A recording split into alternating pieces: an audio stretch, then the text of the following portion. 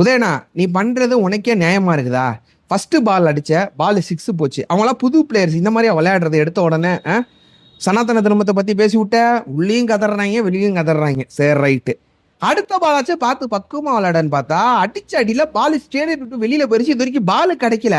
ஒருத்தரோட appointment order, ஒருத்தரோட வேலைக்கு உலக வச்சு விட்டுருக்கிற. இதெல்லாம் உனக்கே நியாயமா தெரியுது உதயண்ணா? அவங்கள புது பிளேயர்ஸ் உதயண்ணா. இந்த மாதிரிலாம் நீ பேசக்கூடாது, இந்த மாதிரிலாம் விளையாடக்கூடாது. ஒரு 2 ரன்னு 3 ரன்னு 4 ரன் இந்த மாதிரி அடி. எல்லா பாலும் 6 அடிச்சுக்கிட்டு இருந்தா என்ன பண்றது சொல்லு? அவங்க எப்படி உன்னை டீல் பண்ணுவாங்க? நீ பாட்டுக்கு பேச்ச வந்து வீச்சா வச்சுட்டு வெளியில போயிட்ட. நீ வெளிநடப்பு செஞ்சுட்ட. இங்க சில பேத்துக்கு வெளிநடப்புனா என்னன்னு சொல்லிட்டே புரியல. பயந்து போயிட்டியா? நீ பயந்து ஓடிட்டியா?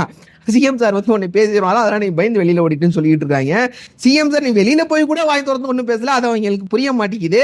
வெளியில வந்ததுக்கு அப்புறம், சட்டமன்றத்தை விட்டு வெளியில வந்ததுக்கு அப்புறம் இப்ப சொல்லிட்டு இருக்கிறாரு. இப்பதான் ஏதோ நியூஸ் பார்த்தேன் நான். திமுக வந்து தோத்து போன கட்சி வந்து ஜெயிச்ச கட்சியை பத்தி பேசக்கூடாது, அவங்களுக்கு அருகதை இல்லை அப்படின்னு சொல்லிட்டு இருக்கிறாரு. சிஎம் சாருக்கு இப்படி புரிய வைக்கிறதுன்னு தெரியல. நாங்களும் மக்களால தேர்ந்தெடுக்கப்பட்ட ஒரு எதிர்கட்சி தான். நீங்க எப்படி ஆளுங்கட்சி, அதே மாதிரி தான் நாங்களும் எதிர்கட்சி. எங்களுக்கு மக்கள் ஓட்டு போட்டிருக்காங்க. இன்னொரு முக்கியமான விஷயம் என்னன்னா, திமுக ஜெயிச்சாலும் சரி தோத்தாலும் சரி, சட்டமன்றத்துக்குள்ள வரலனா கூட சரி, மக்களுக்கு வந்து குரல் கொடுத்துக்கிட்டே தான் இருப்பாங்க, கேள்வி கேட்டுக்கிட்டு தான் இருப்பாங்க. நீங்க வந்து பதில் சொல்லணும் சிஎம் சார். உங்களுக்கு நான் எப்படி புரிய வைக்கிறேன்னு தெரியல.